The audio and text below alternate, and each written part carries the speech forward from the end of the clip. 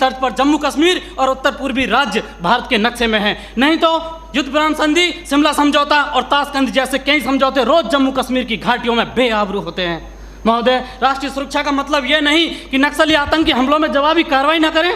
राष्ट्रीय सुरक्षा का मतलब आतंकवाद, नक्सलवाद, उग्रवाद को खत्म कर देश के कोने कोने में शांति स्थापित करना है। और अगर शांति स्थापित करना है तो आतंकवाद और नक्सलवाद को पोषित करने वाले तथा उन्हें हथियार मुहैया कराने वाले राष्ट्रों पर प्रतिबंध लगाने की जरूरत है। जरूरत है न्यायिक प्रक्रिया को सुधारने की, टेरर फंडिंग और साइबर क्राइम को रोकने की। आज जरूरत है राजनीतिक इच्छा शक्ति की। महान राजनीतिक चाणक्य ने भी कहा कि कोई भी नियम राष्ट्र और राष्ट्रहित से बड़ा नहीं होता। किंचित ऐसा है तो उसे तत्काल बदल देना चाहिए।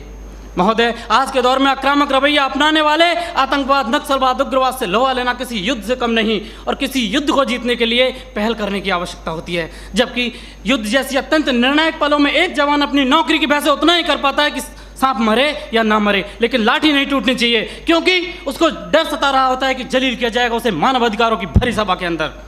उसे डर सता रहा होता है कि ना तो कानून छोड़ेगा और ना ही तिल का ताड़ बनाने वाली मीडिया की पैनी नजरें छोड़ेंगी, जिसका ज्वलंत उदाहरण पहले कश्मीर में जवानों के सिर कटवाए, तब जाके सर्जिकल स्ट्राइक किया।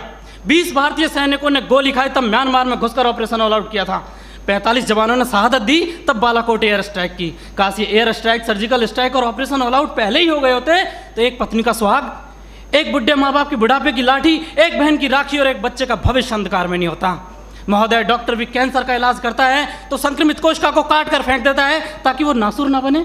और आज हमारे देश में आतंकवाद, नक्सलवाद और उग्रवाद तो उससे भी गंभीर समस्या बने हुए।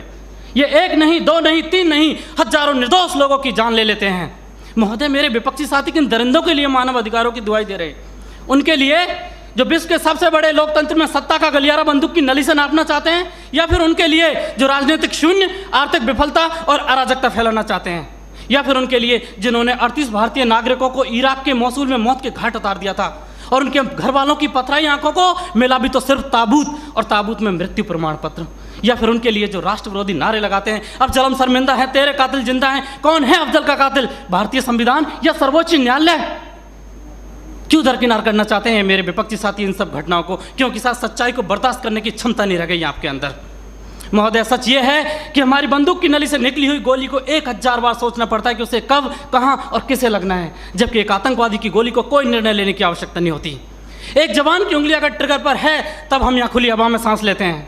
-40 डिग्री तापमान पर एक जवान अपनी हड्डियां गलाता है, तब हमें सहूलियत मिलती है बुद्धिजीवियों की तरह बातें करने की, सहूलियत मिलती है संवेदनशील होने की, डिस्को जाने की और त्यौहार मनाने की। अध्यक्ष महोदय, सच्चाई यह है कि दुश्मन देश के बाहर ही नहीं, देश के अंदर भी हो सकता है। मंदिर, मस्जिद और गुरुद्वारे में भी हो सकता है, यहाँ तक कि सदन के अंदर भी हो सकता है, जिसे नकारा नहीं